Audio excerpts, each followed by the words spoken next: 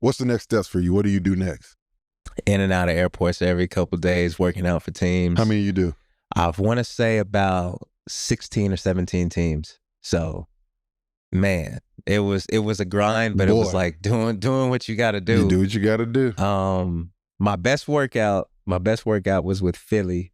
And I remember after the workout, they had me go upstairs to meet Brett Brown, who was the coach at the time. And my agent at the time was like, oh, that's a pretty big deal. So I'm like, oh, shit, all right. Well, they got some second round picks. Like maybe it may eventuate to something.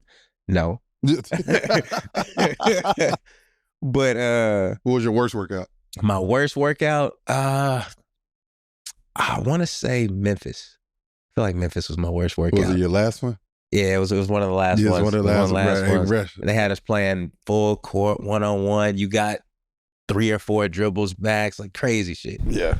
But the biggest test for me on draft day was in the second round. The Spurs, they called my agent a couple times because they had a few picks in the second round, and they said they wanted to draft me, but they had just won the championship the year before, and they said, we're bringing back the entire roster, so there's no way he can make the team, but we want to keep an eye on him. There's like, we would stash him overseas.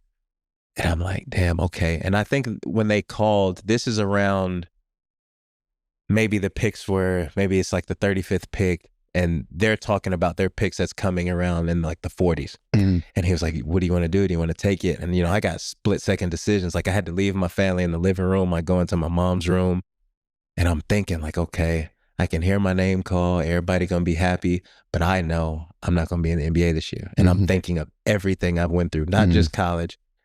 To get to college, I'm like, no. Like, ever since I was a kid, I told my mom I was going to be the 3rd person from Tucson to go to the NBA. And I'm like, hearing my name called is hollow if I know I'm not going to get drafted. Yeah. So I was like, nah. If I get drafted and they send me overseas.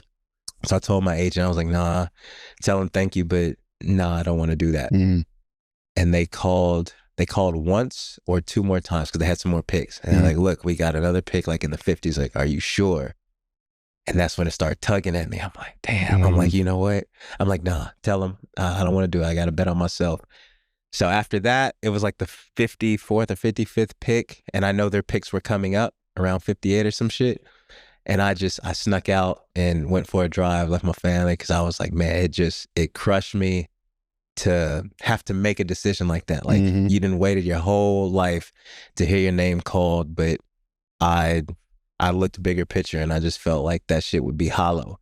Hearing my name called, but they finna send me packing. I give myself a chance. But luckily it worked out because halfway through the D League season, Utah had called me up. And I finished the season with them, and I had a couple decent games with the minutes they gave me towards the end of the season. So I'm glad it worked out. For sure. It's crazy because you talking about that just had me, I had the same experience. I could have had my name called OKC, and it was the same thing. They was going to stash me in like Australia or something. I was just like, nah. I definitely would love to hear it. And that's what you dream of. You dream of hearing your name. You dream of having that moment with everybody there, and it's just like, you want to hear your name to go to the NBA. Exactly. You know Exactly. Everybody go hear your name, and they're like, okay, why we don't see him with the Spurs? Why we don't see him with OKC? Oh, that motherfucker in Australia. That's why. Yeah. He out there with Kangaroo Jack.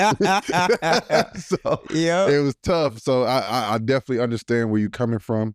Definitely a tough moment, but just going through and then having that opportunity, especially shout out to the Jazz, give you that opportunity to go out there and do what you need to do. And I know I say this every week, but this is officially the end and the best time of the year. It's finals time, and we got 2 of the best teams in the league going head to head.